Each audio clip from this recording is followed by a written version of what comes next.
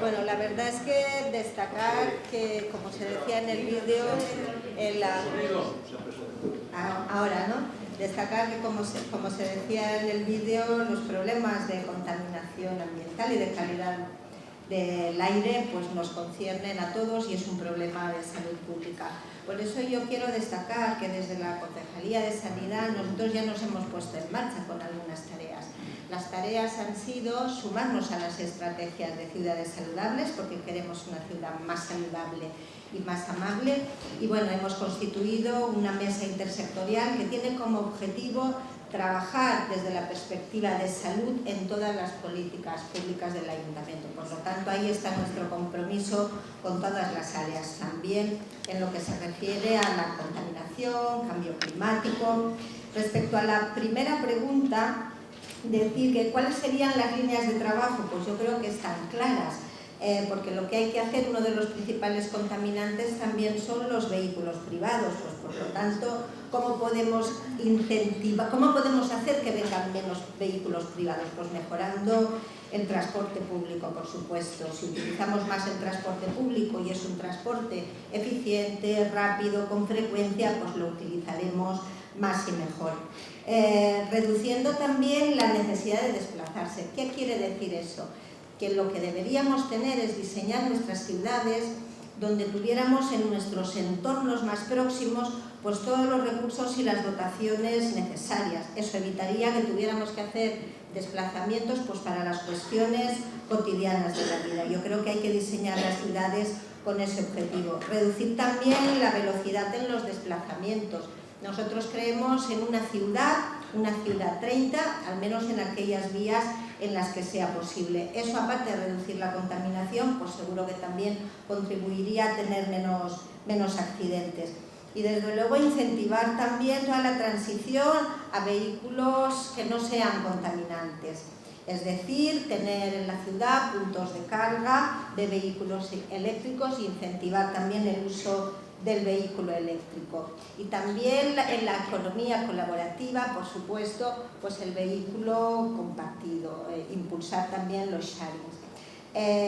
Bueno, claro que creemos que el tema de la mejora de la salud y en muchos aspectos de la ciudad tienen que ver con el área metropolitana. Por eso nosotros apostamos por trabajar conjuntamente cuál es la red de conexiones más oportuna y más adecuada, transporte metropolitano, tanto en autobuses como en metro o en cercanías, para facilitar esa movilidad. Ya se ha puesto en marcha la autoridad metropolitana y se está trabajando también en un plan de movilidad metropolitano que pueda resolver desde el consenso y la colaboración todas esas dificultades que tenemos los ciudadanos comunes de la ciudad de Valencia y del resto de poblaciones próximas. ¿Cómo evitar el aparcamiento de vehículos?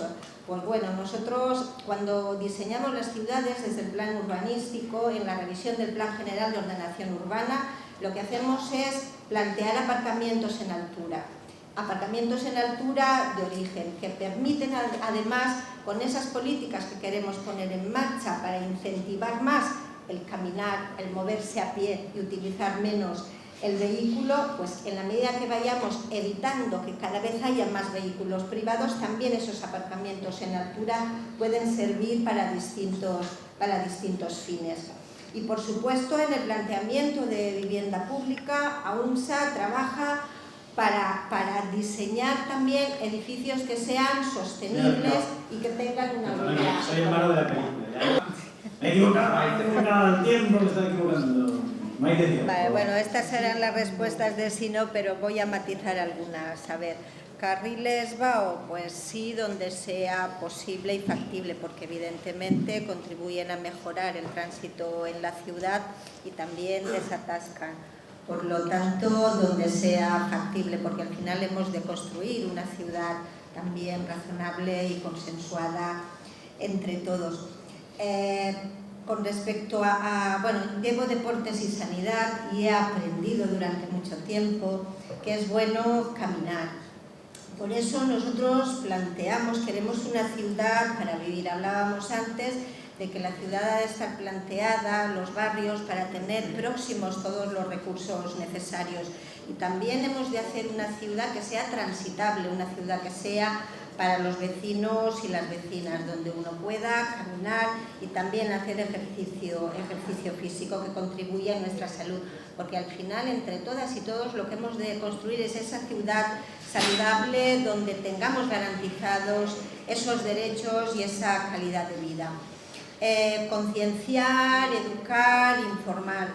Yo creo que la Administración tiene responsabilidad siempre en dar información al ciudadano. Ese derecho a esa calidad de vida obliga a tener datos fidedignos, casi en tiempo real, de cómo tenemos nuestra ciudad en muchos de sus aspectos y, cómo no, también en la calidad del aire. Y luego, concienciar. Creo que también es responsabilidad de todos, y lo decía antes, todos estamos comprometidos en avanzar hacia esa ciudad más saludable. Todos podemos contribuir en nuestras acciones cotidianas y también en esa relación con la Administración hemos de ser exigentes para pedir todo aquello que consideramos que mejora nuestra ciudad.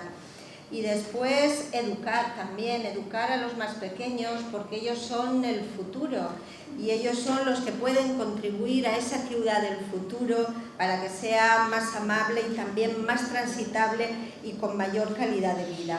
Hablábamos aquí también de la necesidad de tener esa área metropolitana que desde luego nosotros queremos liderar. Se hablaba también, una de las preguntas, de la prioridad del tranvía. Pues claro que sí, nosotros apostamos por eso, pero realmente en las ciudades hay que valorarlas y hay que diseñar con criterios también de racionalidad para que podamos vivir todos pues en las mejores condiciones. Cuando se hablaba de si ser más restrictivos o no respecto a lo que es las medidas extraordinarias para mejorar esa calidad del aire en la ciudad, nosotros pensamos que hay que ser siempre valientes, ¿no? Y hay que estar desde luego al marco, a lo que establecen las normativas europeas y estatales, pero siempre hemos de ser ambiciosos y siempre hemos de contribuir a generar todas aquellas medidas que desde luego mejoren esa calidad de vida de la que hablaba. Se hablaba también de si limitar en algunos espacios como la universidad los aparcamientos. Yo creo que en esa concienciación de todos se pueden abrir puentes de diálogo para que, si todos estamos concienciados y trabajamos, sobre todo las administraciones públicas, para tener una ciudad con menos vehículos y también, por tanto, con menos aparcamientos privativos, en este caso, pues creo que mejorará también nuestra ciudad y nuestra calidad de vida en su conjunto. Y creo que con eso resumía... Ha sido la primera intervención que sobra tiempo. Me sobra tiempo.